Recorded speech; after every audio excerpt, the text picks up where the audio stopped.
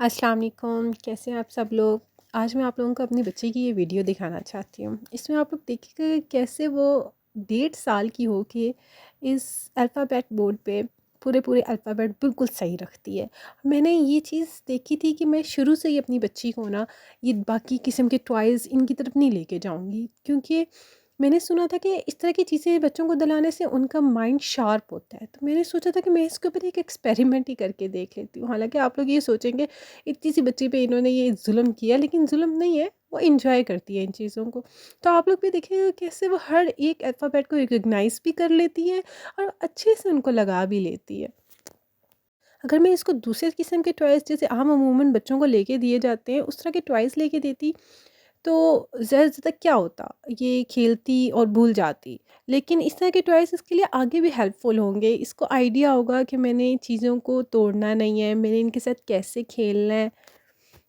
और यकीन मानिए मुझे अपनी इतनी छोटी-सी बच्ची को ये सब करते देख बहुत खुशी होती है। मुझे लगता है कि जो मैंने इसके ऊपर टाइम लगाया है, वो टाइम मेरा वेस्ट नहीं गया। वो एक फ्रूटफुल चीज़ हुई है इसके साथ, और वह इतने प्यार से मुझे ये चीज़ें दिखाती है, और कभी-कभी वो इरिटेट भी हो जाती है क्योंकि बार-बार मुझे कर के दिखाती रहती है। और उसके बाद अब वो इन चीज़ों से उकता गई, अब उसका दिल भी नहीं करता, उसका दिल करता है कोई नए टॉयज़ हों उसके पास, तो मैं इंशाल्लाह इसको नए टॉयज़ लेके दूँगी, लेकिन इसी तरह के एजुकेशनल टॉयज़ लेके दूँगी, ताकि इसका माइंड और शार्प हो, क्योंकि हम जैसी जो वर्किंग वुमेन होती हैं उनके लिए के पास टाइम तो होता ही नहीं है।